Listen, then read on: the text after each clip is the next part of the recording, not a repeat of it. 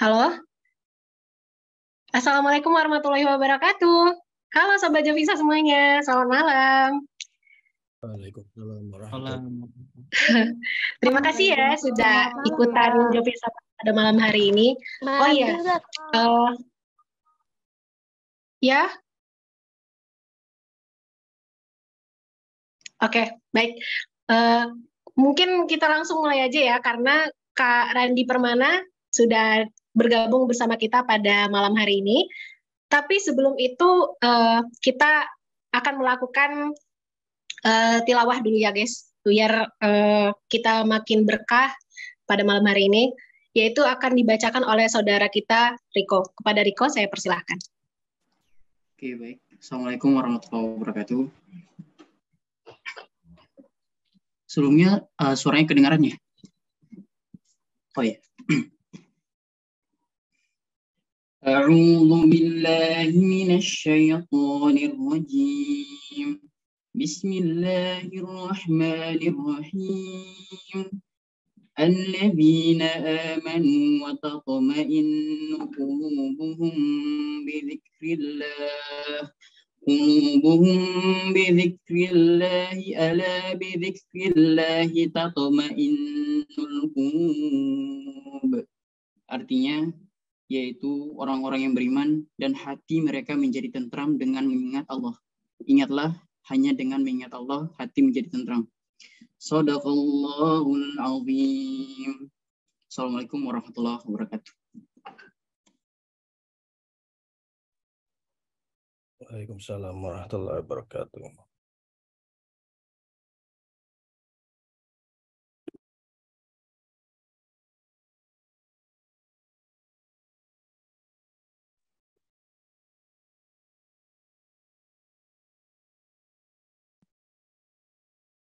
Mic-nya belum nyala itu Mbak Meliana.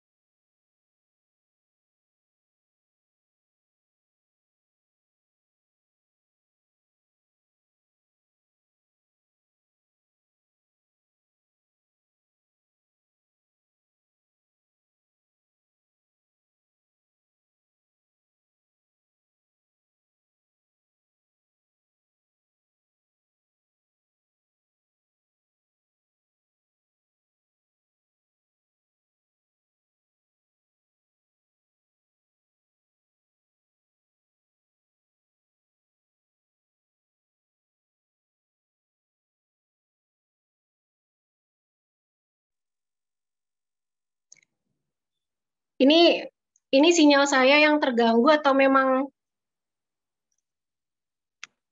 teman-teman semua bisa react di obrolan ya?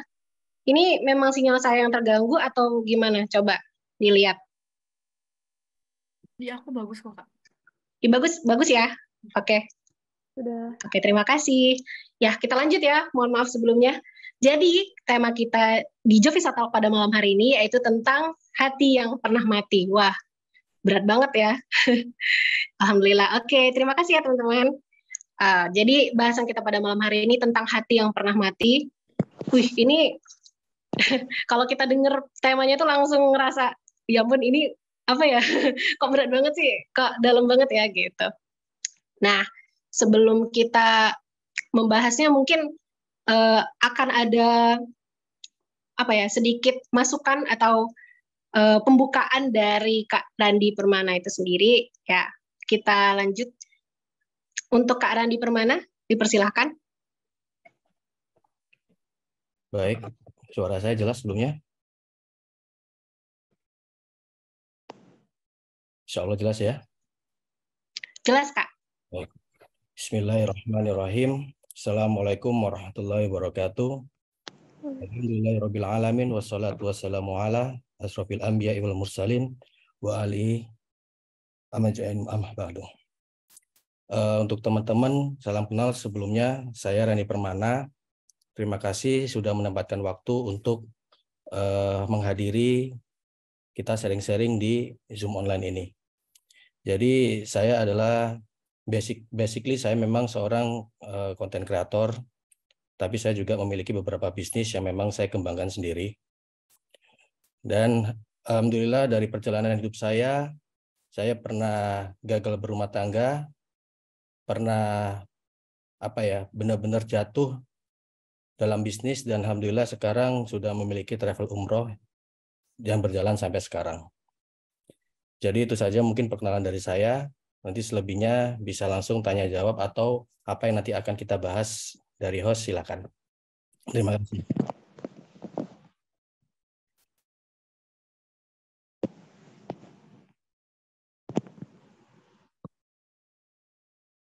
Mic-nya mati, Kak Mei. Ya, astagfirullah. Oke, terima kasih Kak Randi atas pembukaannya. Baik, lanjut ya. Jadi kita malam ini kayak tanya jawab aja ya Kak ya, sharing-sharing gitu ya. Sharing aja boleh. Oke, ya. Jadi tentang hati yang pernah mati nih Kak. Jadi aku ada pertanyaan nih buat Kak Randi. Nah, itu Kakak sendiri pribadi menurut Kakak itu akan memberikan dampak negatif yang seperti apa sih tentang hati yang pernah mati itu? Kalau secara dampak itu sangat berdampak sekali, apalagi di hal-hal negatif. Jadi secara nggak langsung alam bawah sadar kita ini ketika kita merasakan patah hati, yang pertama kita pasti akan berhalusinasi mengenai pikiran kita. Entah selalu memikirkan hal-hal yang menyakitkan, berprasangka buruk, itu bisa kepada orang terdekat, bahkan ke orang tua. Nah, yang kita pikirkan di saat kondisi itu adalah bagaimana kita bisa mengembalikan hal-hal yang membuat kita bahagia sebelumnya. Nah, jadi dampaknya itu sangat bahaya ya. Saya sendiri pun saat mengalami patah hati pun juga sangat benar-benar stresnya yang luar biasa. Hingga saat itu saya berantem dengan orang tua, saya temperamen, dan karena itu juga salah satunya kurangnya iman. Jadi hanya merasakan patah hati, tapi tidak ada iman di situ. Dan akhirnya apa? Yang terjadi adalah emosi, emosi, emosi. Itu dampak negatifnya. Yang ada ketika emosi dijauhin teman, sama orang terdekat berantem, jadi merasa nggak nyaman dalam hidup. Nah, disitulah kalau dibilang secara dampak negatifnya kurang lebih seperti itu. Ya mungkin teman-teman di sini kalau di semua pernah mengalami lah bagaimana ketika patah hati, waktu pacaran udah happy, udah punya pasangan, terus patah hati, tiba-tiba rasanya bahkan mungkin menyayat, kalau ibaratnya banyak yang sudah ibaratnya misal kita menyayat diri kita sendiri dengan silat pun itu tidak akan kerasa karena saking sakitnya yang dirasakan itu dalam pikiran. Pikiran mensugesti bahwa apa yang kita rasakan itu melebihi apapun yang diterima dalam fisik kita. Kita jatuh pun tidak akan kerasa kalau pas sakit hati. Jadi kurang lebih itu sih dampaknya.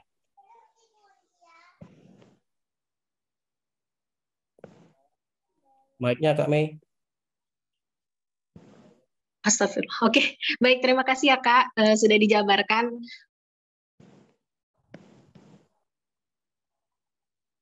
Dampak dari patah hati sendiri juga sangat-sangat berefek untuk kehidupan dari Kak Randi pribadi ya. Sangat-sangat berefek. Ya dalam arti Kalau kehilangan. menurut itu jadi ini nggak sih? Di indikator bahwa kita tuh sudah gagal gitu. Dalam soal mungkin dalam hal apapun, tentang dalam hal percintaan atau dalam hal kehidupan itu sendiri gitu. Selama kita masih berpikiran negatif, kita masih akan menganggap itu adalah sebuah kegagalan. Tapi ketika kita belajar dan banyak masukan saat itu, kegagalan atau patah hati ini adalah sebuah pembelajaran yang dimana kita akan memiliki pengalaman yang lebih kuat nantinya untuk menghadapi masalah-masalah yang baru. Jadi patah hati ini ternyata bukan sebuah alasan kita untuk menyerah atau sebuah kegagalan yang benar-benar gagal nggak mungkin bisa bangkit lagi. Ternyata Allah mengenalkan kita patah hati ini salah satunya adalah bahwa Allah mengingatkan kita ada hal yang lebih baik nantinya. Itu yang pertama. Dan yang kedua, Allah menunjukkan kita bahwa kita itu masih diberi sisa usia yang nantinya bakal lebih baik dari kemarin. Karena apa? Ketika kita jatuh bukan berarti kita akan menghadapi kehidupan ke depannya itu yang buruk. Tapi apa? Ketika kita dijatuhkan sama Allah, dipatahkan hati kita, berarti tandanya itu Allah sayang sama kita. Kalau kita berpikir positif ya. Saya bisa berpikiran seperti ini karena berdasarkan pengalaman dan masukan dari beberapa teman termasuk ustadz-ustadz saat waktu itu seperti itu. Dan itu memang terbukti, teman-teman. Jadi ketika kita sudah pernah patah hati, terus menemukan sebuah momen baru dengan pasangan yang baru, itu kita tidak setidaknya kita sudah mengalami bahwa kita tidak akan melakukan hal yang sama. Kita belajar dari sebuah kegagalan dan kita memulai dengan kehidupan yang baru, yang lebih positif, yang lebih bermakna. Seperti itu, Kak Mei. Oke, baik. Berarti dari situ kita bisa mendapatkan pelajaran yang berharga banget ya, Kak Randi. Ya. Ya, baik. Untuk bagi Kak Randi sendiri itu contohnya gimana sih? Maksudnya yang pernah Kakak rasakan pribadi nih ya. Maksudnya yang bisa Kakak share untuk kita semua tuh contohnya gimana sih? Maksudnya yang patah hati, yang benar-benar bikin ngerasa, aduh aku udah benar-benar gak ada harapan lagi deh gitu. Itu yang kayak gimana sih? Jadi gini ya, kalau ya mungkin saya nggak tahu di sini ada yang jomblo atau yang udah menikah atau yang udah pernah punya pasangan. Saya mengibaratkannya aja, menganalogikan kita mempunyai hati atau hubungan kepada keluarga. Saya contohkan analoginya kepada orang tua, nggak usah jauh-jauh. Jadi teman-teman ketika kita menyayangi, anggap saja itu orang tua kita setiap hari bersama, kita makan bersama, kita aktivitas bersama, kita ketemu setiap hari, setiap detik, kita ngobrol, berkomunikasi setiap hari, setiap detik. Tiba-tiba menghilanglah itu semua. Dalam arti apa? Tiba-tiba mereka yang kita sayangi, mereka yang kita temui setiap hari, tiba-tiba ada meninggal, entah itu pergi apapun. Kira-kira kalian ada yang merasa kosong nggak? Atau merasa bingung ini seperti apa? Nah, itu adalah sebuah patah hati yang sama aja seperti yang kalian dapat ketika kalian menyayangi seseorang. Rasanya sama. Kalian akan menangis, kalian akan merasa berat karena keseharian kalian itu sudah beradaptasi menjadi habit dalam harian kalian itu bersama mereka. Jadi secara nggak langsung kita akan merasa ada yang kurang dalam hidup ini. Contoh kita nggak usah sama orang tua deh, nggak usah sama hewan aja peliharaan kita, kucing. Kalau kita sudah setiap hari ketemu, kasih makan, terus tiba-tiba kucing kita meninggal, kalian merasa ada hal yang kok bisa kucing saya meninggal kok cepat ini. Ya itulah namanya patah hati itu seperti itu. Jadi tidak hanya kepada pasangan, tapi patah hati itu biasanya berdasarkan tentang suatu hal yang sudah kita alami setiap hari, menjadi kebiasaan kita, tiba-tiba itu menghilang. Hati merasa nggak nyaman, ya kan? Ini sama halnya, mungkin saya akan membahas sedikit ya. Misal kita sudah terbiasa sholat, tiba-tiba ada suatu momen, entah kesibukan kalian, tiba-tiba kalian itu nggak bisa sholat tepat waktu. Ada nggak keganjalan dalam hati kalian? Tuh, ini saya belum sholat. Ini gimana ya rasanya ya? Duh, ada rasa nggak enak. Itulah patah hati.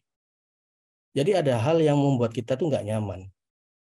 Itulah adalah kurang lebih seperti itu kalau saya menganalogikannya. Ya, insya Allah teman-teman udah pernah merasakan lah hal seperti itu. Apa yang membuat kita nyaman setiap hari, tiba-tiba kita dalam kondisi yang menghilang itu semua, tidak bisa merasakan momen itu lagi. Nah, disitulah yang membuat hati kita tuh sedih atau patah. Itu kami.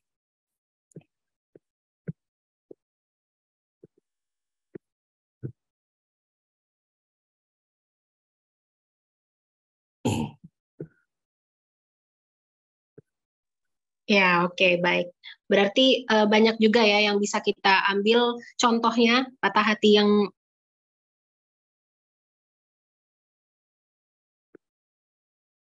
Mike ya Kak.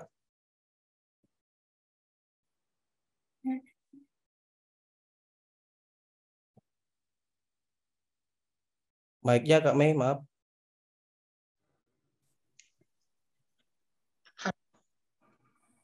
Ya, silakan. Gimana tadi? Ya, ya. Ini suara saya tadi terdengar? Tadi Enggak ya, enggak, Kak? mic-nya mati saya lihat. Oh, ya oke. Ya. Jadi banyak sekali pelajaran yang bisa kita ambil ya, Kak, dari pengalaman-pengalaman yang sudah kita rasakan dari patah hati itu sendiri ya, Kak. Ya. Oke, lanjut. Menurut Kakak sendiri itu gimana ya cara bangkit yang paling apa ya konkret, yang paling Kakak rasakan itu dampaknya itu bagaimana sih, cara bangkit yang apa ya benar-benar bisa dikatakan sangat berpengaruh gitu dalam hidup Kakak itu gimana? Mengatasinya ya, lebih kepada mengatasi ya secara konkretnya ya. Kalau mengatasi yang biasa ya, memang selama kita punya sahabat, kita punya teman, ketika ada patah hati paling ketika kita curhat yang kita jawab adalah semangat. Masih banyak yang lain dan segala macamnya. Nah, sebenarnya cara yang tepat untuk mengisi patah hati kita adalah kita menyibukkan waktu itu, mengisi kekosongan waktu, jangan sampai kita kosong. Ketika hati kita kosong, pikiran kosong, kita nggak akan bisa melakukan apapun. Makanya mungkin penyembuhan yang terbaik ketika kita patah hati yang pernah saya rasakan adalah membuat waktu ini penuh, tidak kosong. Jadi dalam arti apa? Banyak ketemu teman, ya mungkin banyak ketemu teman dan mungkin banyak baca Quran atau apapun. Sebentar. Nah, jadi banyak ketemu teman, banyak untuk baca Quran, ya mungkin mengisi apapun lah, kekosongan itu diisi aja. Kalau kita belum bisa secara iman, ya kita menyibukkan waktu dengan bertemu dengan banyak teman, komunikasi. Karena kalau kita sendiri itu yang makin membuat kita makin terpuruk. Seperti itu. Jadi itu adalah cara yang paling konkret. Kan konsepnya seperti ini. Kita patah hati karena kita kehilangan sesuatu yang sudah menjadi kebiasaan kita setiap hari. Nah, bagaimana untuk mengobatinya? Ya kita harus mengganti hal yang membuat kekosongan itu hilang. Seperti itu. Entah menyibukkan diri dengan kerja, entah olahraga, entah beribadah, entah bertemu dengan teman, bermain, apa. Yang penting tidak ada waktu untuk menyendiri, untuk berpikirkan bahwa kadang orang-orang gagal move on itu kebanyakan ya karena mereka, yaitu tadi, waktunya menyendiri, Halo? tidak ada waktu untuk hal yang lain, akhirnya dia pikirannya kembali ke masa lalu. Kurang lebih seperti itu, Kak Mei.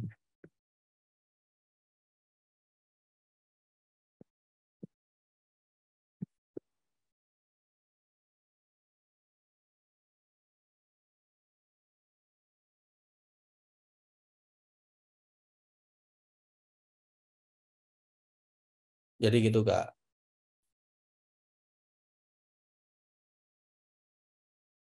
Ya, oke. Ini sebelumnya jaringan saya mungkin atau jaringan teman-teman ada yang error atau enggak ya? Soalnya ini dari tadi keluar masuk Zoom-nya. Tapi nggak apa-apa ya teman-teman ya. Masih tetap semangat ya untuk belajar malam ini. Saya santai. Oke, alhamdulillah kalau begitu ya. Baik, kita lanjutkan saja. Teman-teman kalau ada yang mau bertanya bisa banget ya. Aku tunggu di kolom komentar bisa juga, atau yang mau langsung bertanya ke Kak Randi bisa banget dari raise hand ya. Ya nanti di on mic dan on cam aja. Ayo kita sharing-sharing aja di sini. Ya kayaknya jaringan aku ya guys ya, maaf ya guys ya. Aduh, sorry banget. Ya, kalau ada yang mau ditanyakan silahkan. Oke, sambil menunggu teman-teman yang ingin bertanya, aku juga mau nanya lagi nih Kak. Mbak, maaf ya Kak banyak nanya. Apa? Ya, Yap. jadi kalau menurut Kak Randi sendiri, itu hal yang paling patah hati, yang bikin patah hati banget, tapi itu susah untuk disembuhkan itu kira-kira patah hati yang kayak gimana? Maksudnya bukan untuk pasangan aja nih. Maksudnya apakah dengan orang terdekat itu bagaimana sih? Maksudnya apakah kakak merasa aku udah disakitin nih sama dia, aku mau balas dendam gitu. Kakak pernah nggak terbersit seperti itu, pikiran yang kayak gitu? Ya, pernah. Jadi ini di luar pasangan ya. Jadi ini adalah patah hati kepada rekan kerja. Jadi saya pernah membangun bisnis bersama di awal, kemudian bisnis sudah jalan, ya kalau saya pernah punya F&B ya, waktu pandemi. Jadi kalau bisa dibilang produk makanan saya mengembangkan bareng sampai punya kurang lebih ada 35 cabang tersebar. Terus kemudian dari hasil itu tiba-tiba saya tidak dapat komisi dan diakuisisi saham saya secara diam-diam, dan intinya saya tiba-tiba dibuang. Ya intinya di situ adalah patah hati terbesar saya ketika saya membuat sebuah brand, membesarkan bersama, tapi karena suatu hal tiba-tiba dia mengakuisisi semua. Sampai sekarang masih berproses secara RUPS-nya, sampai sekarang hari ini masih berproses. Itu adalah sakit hati yang benar-benar gimana sih kita kerja ya, terus tiba-tiba dengan hasil segitu kita tidak mendapatkan apapun. Tapi akhirnya yang saya lakukan apa? Di RUPS ini saya angkat tangan, saya serahkan, saya ikhlaskan. Kalau memang itu rezeki saya, insya Allah nanti insya Allah akan balik. Kalau bukan rezeki ya sudah, saya berarti harus ikhlaskan dan sedekahkan. Nah, ketika saya mengikhlaskan itu semua, ternyata ada hikmah. Hikmah ini adalah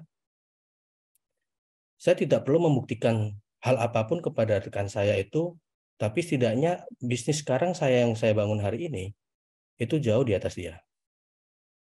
Tanpa saya harus menjelaskan ke dia, tanpa saya harus berdebat ke dia, tanpa harus saya mencari pembenaran atau apapun, intinya teman saya semakin banyak, jaringan saya semakin kuat, itu hanya modal satu, ikhlas. Ikhlas yang saya lakukan. Karena apa? Yaitu tadi, karena ketika saya sudah berhijrah, yang saya yakinkan adalah satu saat ini. Rezeki semua sudah ada di tangan Allah. Kita sudah ditakdirkan. Rezeki nggak akan tertukar.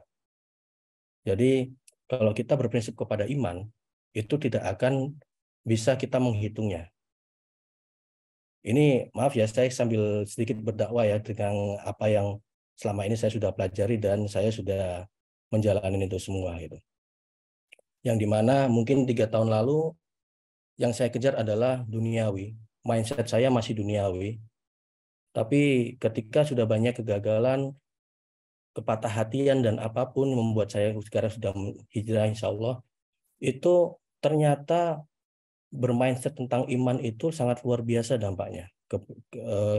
Daripada saya saat dulu berpikir mindset tentang duniawi, yang saya cari harus uang, nggak ada matinya, nggak ada habisnya. Nah, jadi patah hati ini tergantung bagaimana kita meyakinin itu. Kalau memang hati kita ikhlas, insya Allah Allah akan menyembuhkannya dengan hal yang lebih baik. Seperti itu kami.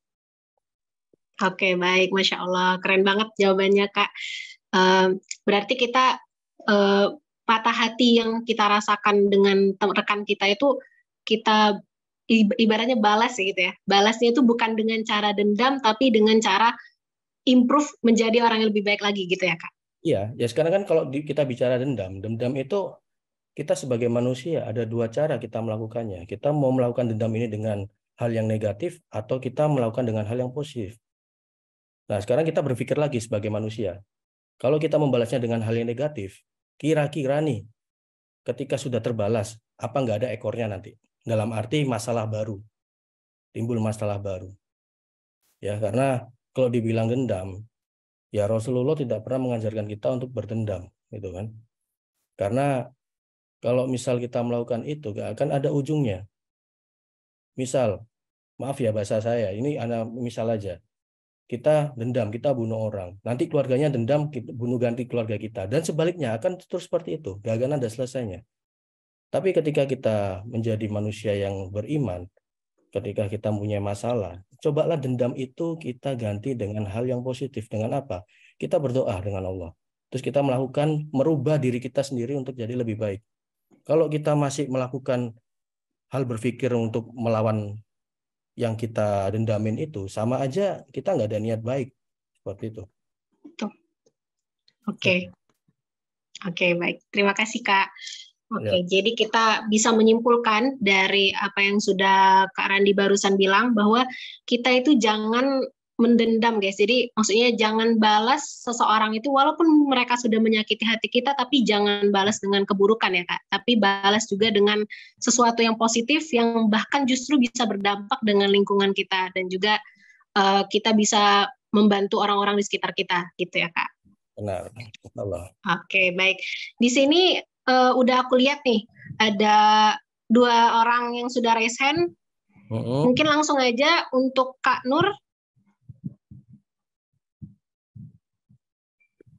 Silakan, Kak Nur. Ya.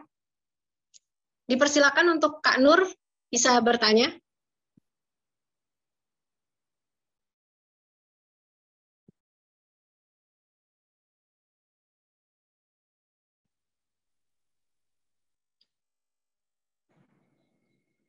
Halo Kak Nur. Oh iya Kak, maaf tadi jaringan bermasalah. Oh iya, oke, baik. Silakan Kak untuk bertanya. Ya, syukron.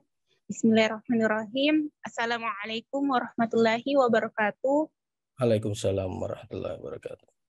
Sebelumnya syukron jasa kalau khairan kepada Kak yang dan moderatornya yang sudah mengizinkan untuk bertanya. Jadi di sini kami izin mau bertanya perihal ini kan tentang hati yang mati, yang mana sekarang ini kan lagi marak-maraknya banyak bunuh diri, dan salah satunya itu banyak ternyata kasusnya karena dalam kutip trauma sampai ternyata hanya karena patah hati sampai dia melakukan bunuh diri.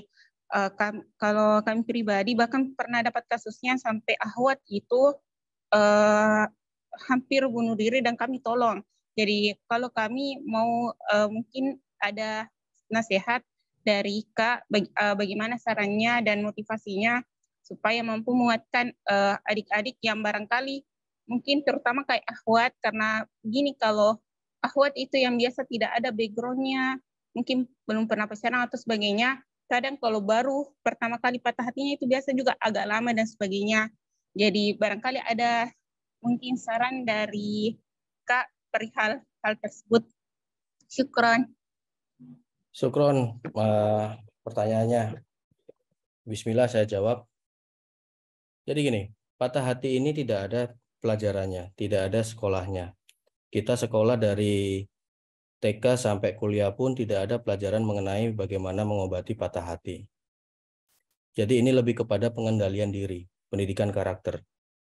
Nah, di mana ketika kita patah hati itu pengobatannya adalah satu, yaitu kurangnya iman, kurangnya edukasi, kurangnya belajar, kurangnya takwa. Kalau kita berbicara secara religius, ya kan? Tapi kalau secara duniawi, secara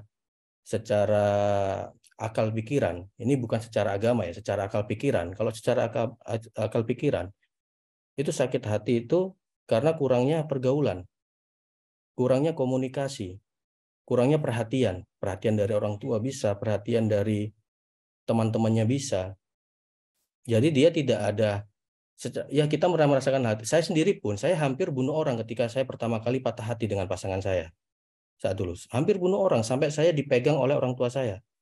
Itu demi Allah itu yang memang kejadian yang saya lakukan. Karena akal pikiran saya saat itu mati ketika patah hati.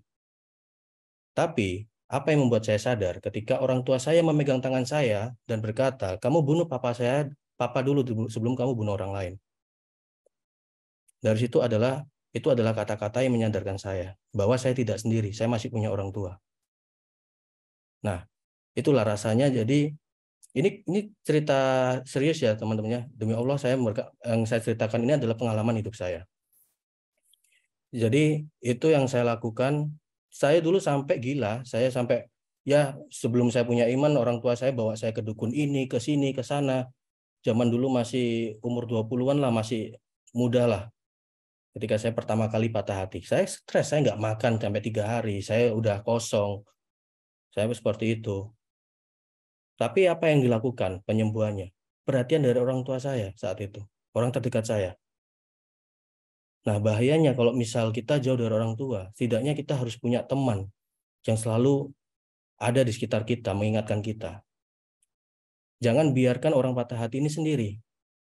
Walaupun kita nggak kenal atau apa ya, minimal intinya jangan sendiri. Karena apa? Itu tadi, ketika kita sendiri, namanya pikiran kosong, setan yang akan masuk mengisi kekosongannya. Entah terjadilah bunuh diri, terjadilah hal-hal yang negatif. Insya Allah seperti itu. Jadi yang saya ceritakan ini berdasarkan pengalaman pribadi saya. Insya Allah apa yang saya ceritakan ini aku yakin semuanya manusia yang merasakan patah hati akan merasakan hal yang sama. Jadi poinnya adalah itu. Jangan sampai diri kita kosong. Harus ada orang di sekitar kita untuk mengisinya. Kalau memang sudah terisi oleh iman atau orang yang bisa melindungi kita, itu lebih baik. Seperti yang antum tadi ceritakan tentang adanya anak muda yang seperti ini terus antum temuin dan itu sangat bagus gitu loh. Jadi mereka butuh perhatian. Jadi kalau mereka nggak ada dapat perhatian, nggak ada apa, ya mungkin saat itu saya juga nggak ada perhatian dari orang tua, mungkin saya sudah bunuh orang. Insya Allah seperti itu jawabannya.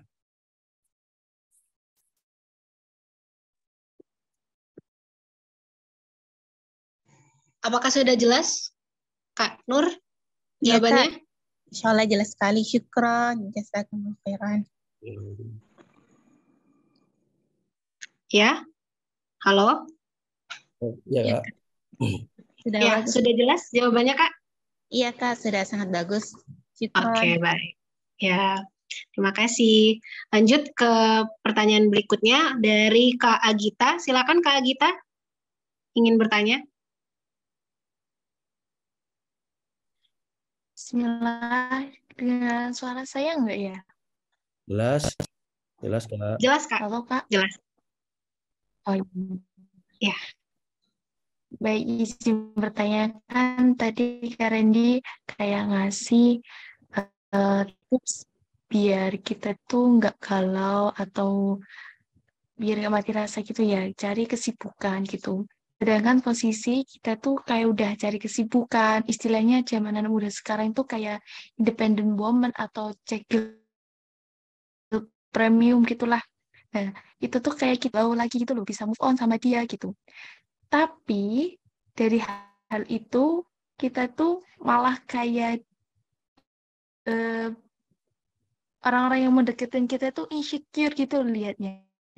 Malah jadi nggak jadi deketin gitu. Nah, mungkin ada tips selain gitu nggak, Pak?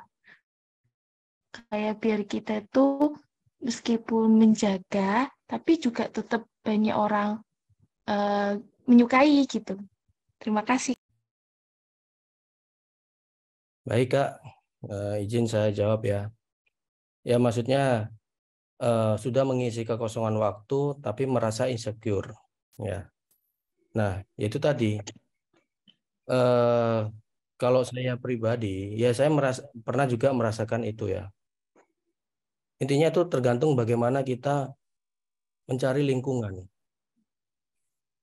Ketika saya lagi galau, terus kemudian saya pergi ke dunia malam, ke klub, dalam arti seperti itu. Galau saya terobati, tapi lingkungan saya tidak. Ya, ini analogi aja. Ketika saya galau, terus saya pergi ke masjid, di situ ada kajian, saya datang, saya mendengar. Kira-kira pulang saya lebih baikan atau enggak? Nah, ini tergantung, ada 2 persepsi. Tinggal bagaimana kita mengisi kekosongan waktu ini dengan hal yang baik atau yang buruk. Kalau kita selama galau, ya intinya kalau kita mengisi kekosongan yang buruk itu akan mudah. Karena apa? Pikiran kita ini lagi menginginkan hal yang indah, yang senang. Nah, sedangkan hal-hal yang baik ini kadang jarang kita lakukan. Ya mungkin kalau misal kita sebelum galau kita sudah punya iman, kita sudah suka bertakwa atau apa. Ya mungkin ketika galau, ya udahlah gampang, aku habisin waktu dengan baca Quran. ikut kajian dan segala macamnya. Itu mungkin rata-rata kita-kita yang sudah bertakwa mungkin seperti itu cara galaunya. Tapi untuk orang-orang awam yang saat saya dulu sebelum hijrah, kita mengisi kekosongan waktu ini dengan apa ya? Ya mohon maaf, ini jangan ditiru. Ini yang saya lakukan dulu dan ini sangat salah. Ke klub, narkoba. Ini waktu saya masih muda, gitu. Jadi apa yang saya dapatkan? Ya happy, saya melupakan itu semua. Tapi hidup saya hancur karena masuk ke lingkungan itu. Ya maksudnya benar-benar lupa seperti itu. Tapi ya itu tadi, itu tidak baik ternyata dan membuat saya menjadi banyak masalah ketika setelahnya. Nah, jadi kalau sekarang saya sampaikan di sini, cara yang terbaik ketika kita galau adalah kita mengisi waktu dengan iman kita yang kosong. Karena apa? Hati kita yang menggerakkan ini adalah Allah. Kalian percaya atau tidak? Kita bisa nyaman dengan sesuatu, itu Allah yang menggerakkan. Kita bisa tidak suka dengan sesuatu, itu Allah yang membuat. Gitu loh. Jadi bagaimana hati kita ini galau bisa sembuh? Kita berdoa sama Allah, kita mencari hidayahnya, kita minta petunjuk, insya Allah. Itu yang saya jawab sekarang ya, kalau dengan apa yang sudah saya rasakan. Intinya ketika kita tidak merasa enak atau apapun, karena sebaik-baiknya hati itu adalah Allah yang membolak-balikan hati. Mungkin kalian pernah mendengar. Jadi kurang lebih seperti itu jawabannya. Kegalauan kalian itu tidak ada apa-apanya. Selama kalian melakukan hal-hal negatif, galau kalian hilang, tapi kehidupan kalian juga bakal insya Allah lebih hancur ke depannya. Tapi dengan kegalauan kalian isi dengan ilmu yang bermanfaat, hal-hal yang positif, insya Allah akan memberikan hidayah yang terbaik. Seperti yang saya dapat saat ini gitu kan. Saya punya istri mu'alaf. Alhamdulillah baru kemarin istri saya lahiran anak keempat dan perempuan yang dimana itu adalah anak yang saya inginkan ketika saya minta kepada Allah. Seperti itu. Jadi teman-teman, apa yang kita galaukan, apa yang kita rasakan, satu pesan saya, mungkin banyak yang memesankan ini juga, kita selalu berharap kepada Allah Ta'ala. Jangan pernah berharap kepada manusia. Ya, karena sepintar-pintarnya, sebaik-baiknya manusia, itu tidak akan bisa menjamin kehidupan kita, karena hati kita yang menggerakkan Allah. Itu aja pesan saya. Oke, baik. Terima kasih Kak Randi sudah menjawab.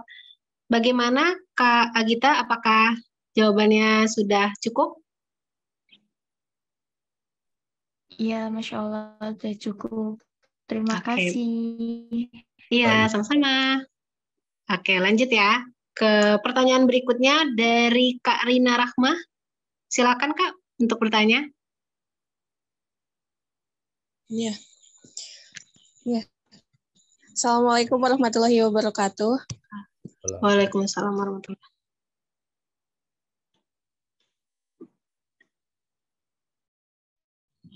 Izin bertanya ya Kak, sekalian sharing aja sih, ini minta motivasinya juga. Izin curhat dulu ya. Awalnya itu kan, iya, jadi awalnya itu saya pernah punya hubungan sama cowok, ya pacaran lah ya. Nah terus saya itu hubungannya itu awalnya biasa aja, cuma lama-kelamaan waktu saya libur dan posisinya saya di rumah, saya tuh tiba-tiba kepikiran kayak hubungan ini tuh kok kayak dosa banget gitu, kerasa banget loh dosanya, kayak aku ngerasa aku tuh udah buat jahat banget loh ke orang tua aku gitu kan. Terus aku mikirin dosa orang tua aku tuh udah ngegedein aku, masa iya aku harus pacaran kayak gitu loh. Nah sampai akhirnya di mana hubungan kita itu nggak ada masalah apa-apa, cuma karena akunya yang overthinking tentang itu, dan kebetulan juga FYP TikTok aku juga tentang dakwah, terus tentang dosa tentang zina pacaran itu kan. Nah di situ aku makin punya rasa buat ya udahlah Pak, udahin aja ya kayak gitu hubungannya. Dan awalnya aku masih ragu, cuma lama-kelamaan semakin aku banyak lihat konten dakwah itu semakin aku yakin kalau misalkan udah ini gak bener, aku juga gak enak lihat orang tua aku kayak gitu. Aku ngerasa bersalah banget ke beliau, ke mereka gitu kan. Nah, terus sampai akhirnya pas waktu saya pulang lagi buat kuliah, ngerantau lagi, di situ saya mutusin buat berhenti hubungan sama pacar saya kayak gitu. Nah, awalnya pas waktu kan emang saya yang mutusin ya, Kak. Nah, tapi pas sebulan setelah saya mutusin itu saya ngerasa nyesel gitu loh, kayak pengen kok perasaan dulu-dulu pas awal-awal mutusin kayak biasa aja, kayak malah lega gitu kan. Soalnya udah nggak ngerasa dosa, tapi kok sebulan kemudian ngerasa kayak pengen balik lagi kayak gitu loh, Kak. Itu mungkin minta solusinya loh, kayak aku tuh bingung sebenarnya keputusan yang aku ambil ini tuh buat ngakhirin hubungan kemarin tuh bener gak sih gitu. Kalau misalkan bener, kenapa sekarang aku harus punya perasaan berharap lagi ke dia gitu kan. Nah, sampai kemarin itu saya sempat ngehubungin mantan saya ini, Kak. Tapi responnya itu udah nggak sesuai ekspektasi lah. Mungkin dia udah move on kali ya dari aku nggak tahu. Nah, dari situ juga saya ngerasa, oh, apa bener gak sih ini? Tapi saya tuh masih punya harapan buat balik lagi sama dia gitu. Kayak gitu. Itu mungkin minta solusinya biar minta pendapatnya sama motivasinya. Sebenarnya keputusan yang saya ambil tuh bener gak sih kayak gitu. Sekian, Kak. Terima kasih. Syukron. Bismillah, saya jawab pelan-pelan ya, Kak. Nah, keputusan benar atau tidak, itu saya tidak bisa menjawab. Jadi keputusan benar atau tidak itu tergantung, lebih baik Anda sholat istikharah. Itu yang pertama. Terus yang kedua, ketika Kak mbaknya sudah putus, terus tiba-tiba datang lagi. Kalau saya bicara secara agama, kembali lagi, pacaran ini adalah hal yang tidak dibolehkan, ya kan? Jadi ada banyak cara setan untuk mengajak kita untuk mengikuti kehendaknya, yang dimana ketika kita sudah move on, tiba-tiba aja ada bisikan setan yang membuat kita ini tiba-tiba membuat kita galau, membuat kita dilema. Ya, intinya seperti itu. Jadi baik lagi, kalau kita bicara itu cocok atau enggak, atau bisa bilang pantas atau enggak, pasangan kita itu adalah cerminan kita. Saya beberapa kali merasakan seperti itu. Ya mungkin teman-teman di sini dapatlah. Contoh, saya menganalogikan lagi ya. Kira-kira kalau kita melihat di dunia luar, di dunia malam, banyak cewek-cewek malam yang suka galau, sakit hati karena sering diselingkuhin pacarnya atau apa. Ya bagaimana tidak mencari pacarnya di dunia malam juga. Ya kan? Itu adalah sebuah cerminan yang mereka akan selalu seperti itu. Tapi sebagaimana halnya ketika kalian mencari pasangan di tempat kajian, di tempat yang baik, ya insya Allah hasilnya akan baik gitu kan. Karena ya itu tadi, kita tahu porsi kita bagaimana, kita menginginkan pasangan kita seperti apa, ya kita tahu harus seperti apa. Contoh, istri saya seorang mualaf, yang dimana dia tidak tahu apapun tentang agama, baca Al-Fatihah pun nggak bisa saat itu. Dan saya adalah orang juga yang masih pendosa saat itu. Ketika saya mengajak dia login, mau nggak mau, saya tidak bisa menyuruh dia untuk belajar. Tapi yang saya lakukan adalah kita belajar bersama. Kita hijrah bersama, kita nikah, kita hijrah bersama, kita kajian bareng, kita belajar bareng. Dan akhirnya apa? Pasangan kita menjadi cerminan kita yang alhamdulillah sampai sekarang bertahan gitu. Sudah anak keempat ya, jadi alhamdulillah bertahan gitu. Yang dulu sebelumnya saya pernah nikah dan divorce. Itu hanya bertahan setahun. Dan menurut saya itu pasangan cerminan saya, yang dimana saat itu saya masih nakal, mendapat wanita yang nakal, ya wajar. Nah sekarang yang di pertanyaan tadi, korelasinya dari pertanyaan tadi adalah ketika mbaknya sudah mulai lama lupa, terus tiba-tiba datang lagi, itu adalah hasrat sebenarnya, bukan panggilan hati. Hati ini kembali lagi, bagaimana kita menyikapinya. Sekarang ketika menghubungin lagi, terus tiba-tiba sudah beda responnya atau apa, ya berarti itu kan bukan jawaban yang pas, kecuali dipertemukan dengan tidak sengaja, terus kemudian tidak sengaja ketemu, terus mendapat respon yang baik, kemungkinan itu jodoh. Tapi ketika dipertemukan atau komunikasi terus tidak ada hal yang nyambung, ya kemungkinan itu bukan, itu hanya bisikan aja, hanya hasrat aja. Dan jangan pernah, teman-teman ini ya, harus meyakini ya, jangan pernah takut akan jodoh. Karena jodoh sudah digariskan oleh Allah gitu loh. Jadi semua sudah diatur. Tinggal bagaimana kita meyakini kalau memang kita mau istikharah, ya kita akan mendapatkan jawabannya. Ini saya mau cerita sekali. Jadi pertanyaan ini juga hampir sama seperti sahabat saya, Clara Sinta. Jadi dia juga setelah hijrah memutuskan pacarnya. Karena dia merasa dia ingin mendapatkan pasangan yang dia lakukan sekarang. Seperti itu. Dia curhat sama saya tentang pasangannya. Ya aku bilang. Terus dia pengen balik lagi ke mantannya. Jadi case-nya ini sama seperti Clara. Case-nya sama. Ya aku bilang sama dia, kamu sholat istikharah. Kalau memang dia jodohmu, dia nggak akan kemana. Walaupun kamu nanti ketemu 4-5 tahun lagi nggak kemana. Tapi kalau belum jodoh, ya sudah. Jalanin aja hidup ini. Tidak harus memaksakan harus nikah besok gitu. Dan selalu minta kepada Allah. Bagaimana kalau memang berharap dengan dia, ya tetap kita doanya sama Allah. Jangan berharap sama dia untuk balik dengan kita. Tapi doa dengan Allah bagaimana Allah bisa menggerakkan hatinya untuk dia balik dengan kita. Insya Allah seperti itu jawabannya.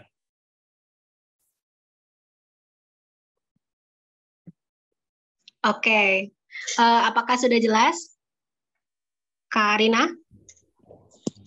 Sudah, Kak. Sudah. Oke, Terima baik. kasih. Alhamdulillah. Ya. Iya, sama-sama. Lanjut ya ke Kak Disa Nabila. Silakan, Kak Disa. Terima kasih sebelumnya. Assalamualaikum warahmatullahi wabarakatuh. Izin bertanya, mungkin agak keluar dari konteks. Jadi begini pertanyaannya.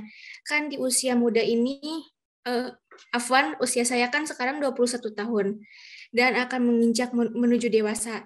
Nah, terkadang di usia-usia ini kecemasan datang kayak takut berlebihan tentang akan masa depan, terus benar-benar kayak merasa di keadaan sangat hampa sekali, bingung mau ngapain. Nah, terus datang ikhwan, datang laki-laki, dan dia itu paham agama juga. Nah, cuma saya di sini bingung, apakah saya harus merespon dia atau tidak gitu. Soalnya kan kalau misalkan hidup itu kan pasti berdampingan antara laki-laki dan perempuan. Tapi kalau misalkan direspon saya takut dosa, tapi kalau nggak direspon saya kesepian juga gitu. Terima kasih. Ini berat ya pertanyaannya ya, karena memang di usia mbaknya ini usia 20-an ini juga sangat rentan. Maksudnya dalam arti pacaran atau enggak ini benar-benar hal yang sangat susah kita mengedukasinya. Jadi kalau saya bilang sekarang itu, kalau saya pribadi saya bilang jangan pacaran atau apa, ya berarti saya munafik atas kehidupan saya di usia 20 tahun lalu, ya kan? Kok 20 tahun lalu, 10 tahun lalu, maaf, usia saya sekarang 32. Ya, jadi itu kembali lagi ke mbaknya. Bagaimana mbaknya meyakini tentang ketakwaan mbaknya atau iman. Kalau memang meyakini ingin pacaran atau apa, ya silakan. Tidak ada salahnya. Sambil berproses, sambil belajar, sambil mencari referensi, sambil datang kajian. Dan kalau yang disebutkan tadi calonnya atau teman cowoknya itu tak paham agama atau apa, pasti secara responnya dia juga paham bagaimana hukumnya ketika berpacaran. Tapi kalau mbaknya meyakini bahwa pacaran itu dosa atau apa, ya sudah, tinggalkan aja. Maksudnya secara berhubungan hidup berdampingan atau apa, ya kalau hanya sebatas ngobrol, menyapa, itu kan tidak dilarang selama single, kecuali ini ya, Bali sudah punya pasangan, udah nikah. Yang saya pelajari sih seperti itu. Tapi kalau masih single atau apa, kalau kita hanya sekedar chattingan yang masih dalam batas normal, insya Allah kan tidak masalah seperti itu. Tinggal dikuatkan lagi aja doanya. Kalau memang sudah mulai butuh pendamping hidup atau apa, ya bisa diminta. Tapi kalau memang masih ngerasa masih muda, terus masih pengen belajar lagi, ya lebih baik banyak belajar dulu, mencari referensi. Sampai nanti sudah matang, kalau memang apa. Tapi kalau hanya sekedar, ya kan mencari pendamping kan tidak harus berpacaran. Kita semua punya teman kan, itu juga menjadi sebuah apa ya, pendamping kita, entah itu dalam dunia maya maupun dunia nyatanya itu. Kalau saya sih seperti itu, Kak.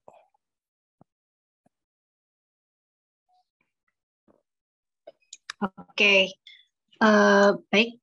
Kak Disa, apakah sudah puas dengan jawabannya?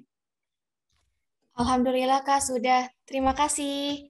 Oke, sudah tercerahkan ya. Baik, sama-sama. Lanjut ke Kak Mira Yuliana. Silakan.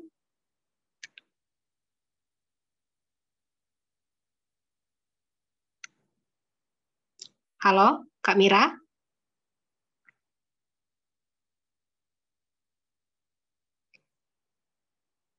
Oke, sepertinya Kak Mira belum membersamai ya. Lanjut ke Kak Kiep. Silakan. Assalamualaikum. Waalaikumsalam. Waalaikumsalam warahmatullahi wabarakatuh. Ya, saya ingin bertanya.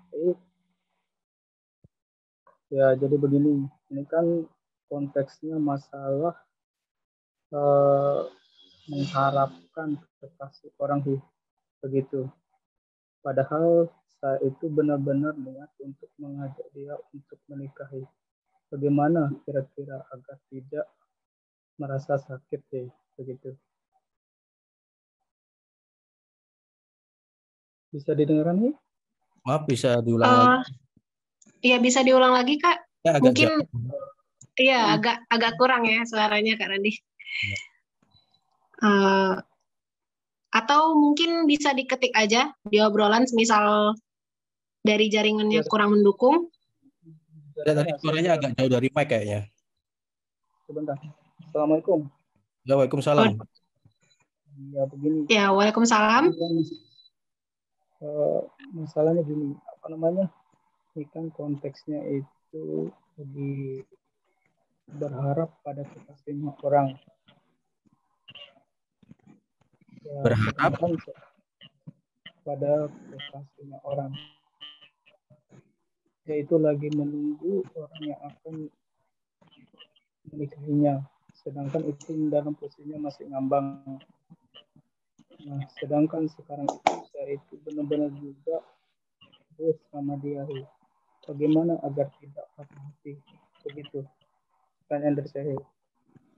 Ya, saya bilang pertanyaannya ya, Mas ya. Jadi pertanyaannya adalah Masnya sedang menimang wanita, tapi masih belum ada jawaban. Dan gimana caranya agar nantinya jawabannya tidak membuat sakit hati, seperti itu. Ya, syukur. Ya.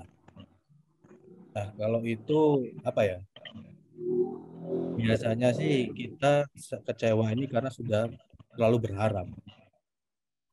Ya. Jadi kekecewaan kita ini harusnya kita bisa ketika patah hati daripada menangis. ya. Jadi semakin kita besar harapan kita, kegagalannya nanti itu akan membuat luka semakin besar. Insya Allah seperti itu.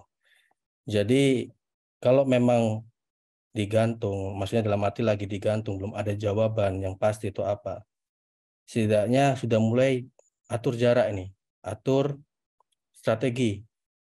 Karena kalau semakin berharap terus, ya itu tadi, kita pasti akan sakit hati, mau nggak mau. Karena harapan kita cuma satu, harapan kita. Coba Masnya berharapnya sama Allah, berdoa, ya Allah kalau memang dia jodohku, mudahkanlah. Tapi kalau memang beliau bukan jodohku, ya berilah petunjuk yang terbaik. Seperti itu. Karena kembali lagi Mas, yang saya jelaskan dari awal adalah harapan terbaik-baik kita itu hanya kepada Allah. Rasa sakit kita itu bisa lebih besar atau enggak itu tergantung bagaimana kita menyikapi harapan kita. Sama halnya ketika saya janjiin Masnya, ini analogi ya. Mas, besok Masnya saya kasih uang 100 juta. Masnya langsung berharap nih, menunggu hari esok.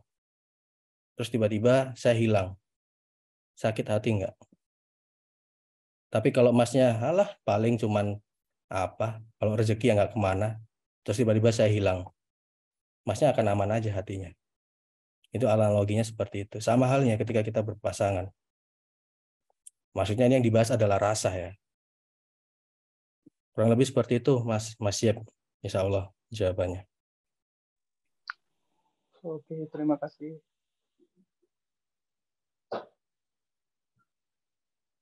Oke, baik. Terima kasih Kak Yap sudah bertanya dan juga sudah cukup jelas ya jawabannya. Siap, cukup jelas.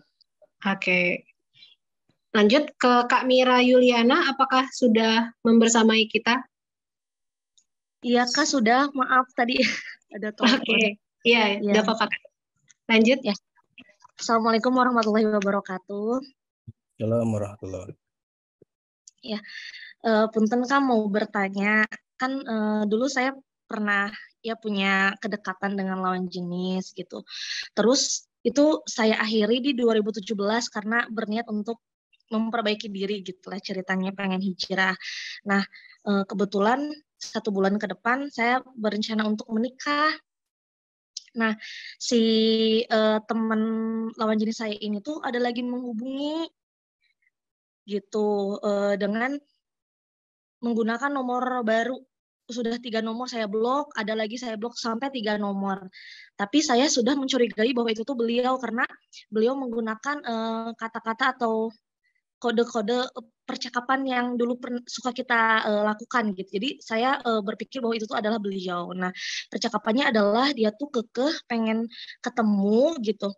Dengan alasan masih ada yang mengganjal katanya sebelum saya menikah gitu. Dengan bukan ancaman atau dengan seperti ancaman gitu, dia tuh masih menyimpan dan mengirimkan foto yang saya masih belum berhijab gitu. Nah, baiknya tindakan saya seperti apa gitu ke depannya, gitu mungkin yang ingin saya tanyakan. Hatur nuhun. Wassalamualaikum warahmatullahi wabarakatuh. Waalaikumsalam warahmatullahi wabarakatuh. Mbaknya udah menikah? Baru mau bulan depan insya Allah. Jadi katanya pengen ketemu sebelum saya menikah gitu. Kalau si teman saya itunya udah menikah, udah punya anak gitu.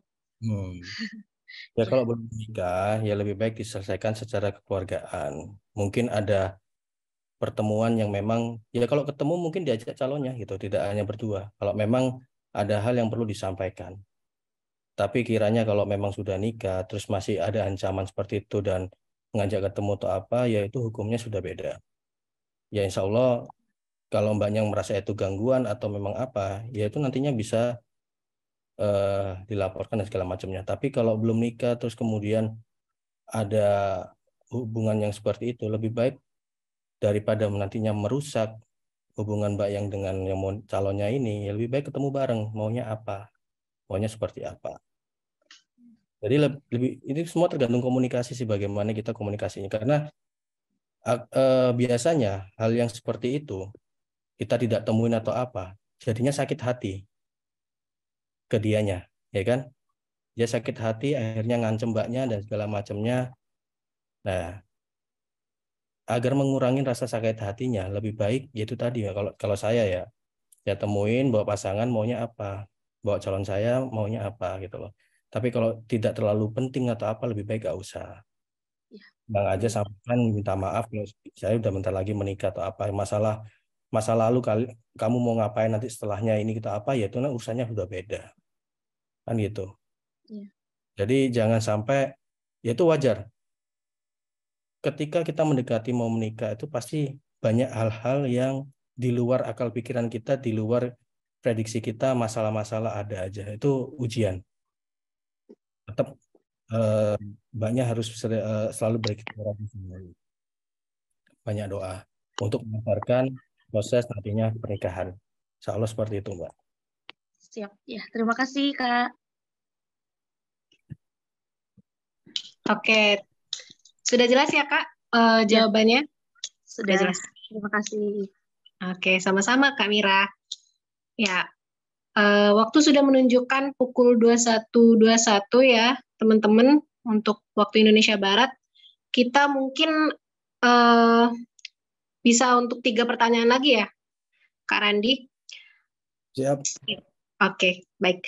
Langsung aja ya kita ke Kak Wulandari. Apakah sudah siap untuk bertanya? Silakan Kak. Halo. Ya, kedengaran Kak. Saya izin bertanya. Kalau misalnya nih, apa benar kalau misalnya ada yang dengan istilah dicintai dengan jin? Kayak gitu. Jadi ceritanya gini, misalnya nih ada orang yang suka banget gitu ya sama saya gitu, tapi sayanya biasa aja nih. Tapi giliran saya suka, si laki-laki ini suka, terus kita menjalankan hubungan. Nah, terus saya berdoa nih, kayak minta yang terbaik gitu, kayak kalau jodoh didekatkan, kalau tidak jodoh ya dijauhkan gitu. Nah, selalu kandas seperti itu. Tuh gimana sih Kak? Tapi kalau kata teman-teman saya kayak lu dicintain jin deh gitu-gitu. Tapi saya sih tidak percaya, tapi suka kepikiran gitu. Gitu sih Kak. Mohon Baik. jawabnya. Selama saya ngaji baru dengar ini ada dicintai jin. Iya sih, saya juga Itu tidak hanya kalau saya lihat ya. Ya sebenarnya problem masalahnya semua sebenarnya sama. Itu hanya adalah istilah aja yang manusia bikin lah. Karena kalau masalah dicintai jin atau apa namanya jin kan nggak nampak, ya kan? Tapi nggak ada fisiknya. Tapi kalau selama punya pasangan terus masih ada fisiknya, ya insya Allah tuh bukan jin lah. Jadi masalah kembali lagi masalah hati aja seperti itu. Dan kebetulan kakaknya curhat kepada teman yang teman jawabnya seperti itu, akhirnya meyakinin itu. Jadi coba kalau misal kakaknya curhatnya ke ustadz, ke guru ngaji atau apa, jawabannya insya Allah nggak ada seperti itu. Kembali lagi. Maaf Kak, saya pernah tuh jadi ke ustadz lah gitu kan. Jadi ceritanya tuh dengan bahasa ruqyah ya. Nah, katanya gini, iya ini mah kayak ada jin yang suka sama kamu gitu. Itu beda manhaj aja ya, beda manhaj aja kita. Jadi kalau misal secara yang saya pelajari dari Ustadz sunnah saya ya memang secara cinta jin atau apa itu tidak pernah diajarkan. Tapi ya kembali lagi itu menurut keyakinan masing-masing, menurut mazhab masing-masing. Kalau memang meyakinin itu ya sudah, berarti kalau memang lawannya jin ya udah kita gimana lagi caranya kalau kita tidak minta pertolongan ke Allah, di ruqyah atau apa kan bisa seperti itu. Intinya proses hati ini kembali lagi Kak, yang intinya dari semua pertanyaan kembali lagi proses hati. Proses hati ini adalah bagaimana hati kita ini bisa tenang. Itu tergantung bagaimana kita berdoa. Sama halnya ketika orang sudah menikah, saya sudah menikah. Tiba-tiba saya ada merasa nggak enak dengan istri saya. Istri saya kayak gini sih sikapnya sekarang atau apa. Yang saya lakukan, saya tidak perlu menegur istri saya. Saya minta hidayah ke saya atau ke istri saya yang mana yang benar-benar bisa sadar gitu. Gerakan hatinya biar hubungan kita jadi harmonis. Ya sekarang apa ya? Berarti memang kita masih merasa hati kita ini bimbang. Kita sudah dikasih umpan terus kita akhirnya ngejar karena umpan sudah kita makan. Kan tadi Mbaknya bilang belum awalnya ngejar terus akhirnya kita yang mencintai dia menghilang seperti itu kan. Ya berarti itu kembali lagi ke pasangan, ya ke bagaimana menyikapi hubungan aja sih. Kalau saya sendiri pribadi tidak percaya tentang adanya dicintai jin atau apa. Tapi kalau mbaknya meyakini itu ya mungkin insya Allah perlu diruqyah ataupun perlu banyak banyak ngaji, banyak baca Quran, dan insya Allah kembali lagi harapan kita selalu kepada Allah untuk minta pasangan untuk menenangkan hati kita. Gitu Kak. Oke. Baik, terima kasih. Oke, baik. Terima kasih jawabannya Kak Randi. Ya, sama. Iya. Sudah jelas, Kak Wulan? Jelas, terima kasih Kak. Insya Allah. Sudah ya? Oke. Mungkin ini yang terakhir ya, pertanyaannya dari Kak Zemi. Silakan Kak Zemi. Assalamualaikum warahmatullahi wabarakatuh. Waalaikumsalam warahmatullahi wabarakatuh. Iya, mau tanya Kak, kalau ujian sebelum menikah itu apa aja ya? Itu saya mau tanya. Terima kasih, Pak Ustaz. Baik Kak, Jeminya maaf udah menikah atau belum? Belum, masih mencari. Ujiannya itu banyak Ibu. Banyak yang bilang, dan saya sendiri merasa ya, ini saya sampaikan banyak yang bilang bahwa pacaran setelah nikah atau hubungan setelah nikah itu godaannya itu 10.000 kali lipat ketika kita pacaran. Jadi, dan saya sendiri juga merasakan hal-hal ketika kita pacaran happy, senang, mungkin ada masalah ini itu. Ternyata ketika nikah itu masalahnya lebih berat setelah nikah. Nah, ujiannya ketika kita sebelum nikah itu banyak banget, entah dari keluarga, entah dari orang terdekat, entah dari mantan yang tiba-tiba datang, entah tiba-tiba apa kita yang ilfil, tiba-tiba ada apapun lah masalah yang membuat kita ini yakin atau enggak. Kan banyak kasusnya orang mau nikah tiba-tiba sudah pesen catering dan segala macamnya batal. Banyak orang mau nikah udah gini-gini ketahuan selingkuh. Banyak macam-macamnya, tinggal bagaimana kita menyikapinya. Kayak gitu. Jadi kalau ditanya apa sih macam-macam masalah sebelum menikah, yaitu beda-beda masalahnya, Kak. Bisa dari keluarga, bisa orang terdekat, bisa dari mantan yang mau datang, tiba-tiba ngubungin berespon baik 100 kali lebih baik dari waktu pacaran, bisa aja seperti itu. Namanya setan ya, jadi berusaha bagaimana menggagalkan pernikahan. Apalagi setelah nikah. Karena kalau setelah nikah, setan itu ketika berhasil menceraikan umat, dia mendapatkan mahkota tertinggi. Iblis itu. Makanya kenapa orang sudah nikah ini benar-benar harus dijaga, jangan sampai cerai atau apa. Dan godaannya sangat lebih hebat. Yaitu tadi, karena setan yang mendapatkannya, yang berhasil itu mudah mendapati kedudukan tertinggi. Jadi ya wajar ketika mau mendekati pernikahan itu banyak masalah, sangat wajar. Jadi benar-benar bagaimana kita menghadapinya, kita mampu atau kita ya sudah nggak jadi, itu aja. Terima kasih Kak Zemi.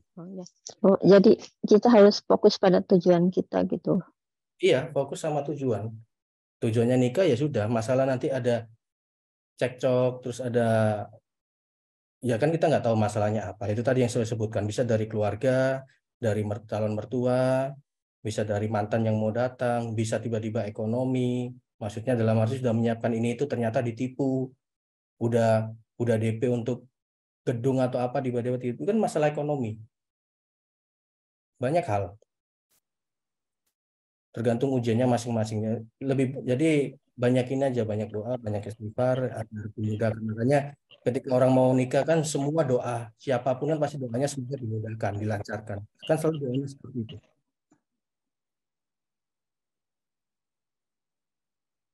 Oke, baik. Sudah cukup jelas ya Kak Zemi? Ya. Boleh tanya satu lagi? Boleh, silakan. Boleh Kak, silakan. Misalnya calon kita itu membahas tentang uang gitu. Maksudnya nanti kamu punya uang mau bikin ini gitu. Untuk modal usaha ini apakah dia termasuk yang laki-laki yang baik gitu? Belum apapun udah bahas uang gitu. Nah, kalau itu tergantung visi misi ya setelah nikah ya. Ya maksudnya dia membahas untuk rencana masa depan kehidupan rumah tangga atau untuk pribadi kan bisa dilihat nantinya. Kalau selama yang dibahas itu untuk rumah tangga ya, dalam arti sama-sama. Kan banyak kalau kita lihat influencer pun atau artis pun yang suami istri sama-sama ngonten ngerja atau apa terus bikin usaha bareng kan banyak.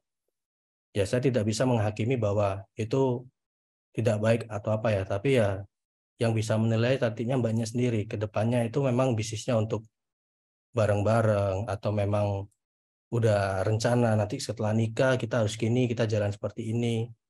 Kan seperti itu.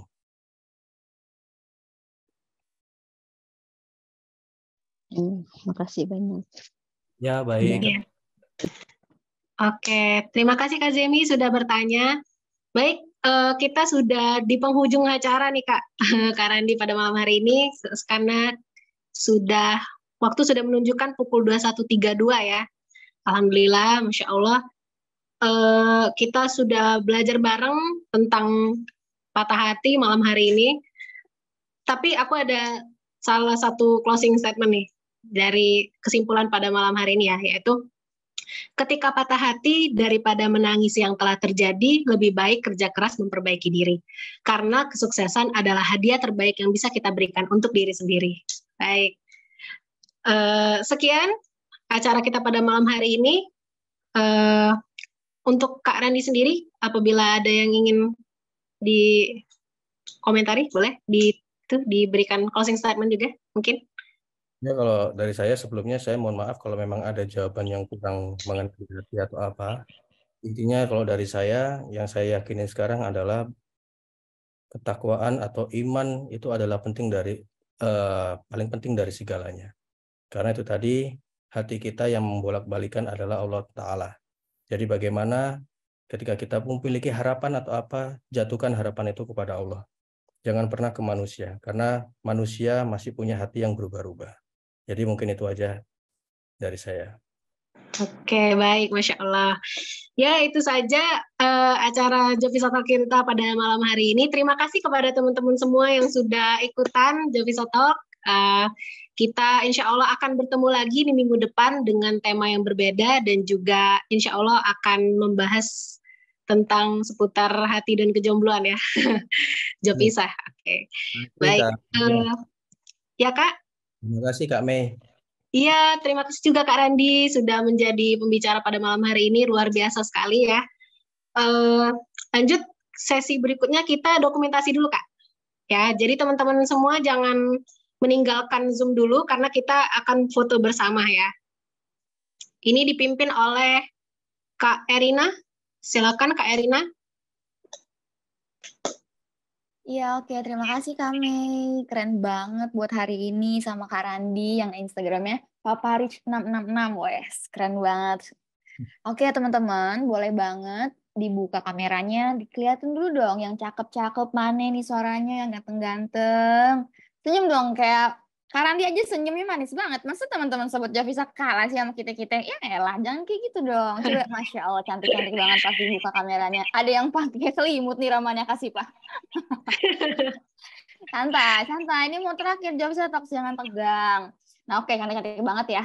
Udah siap kameranya?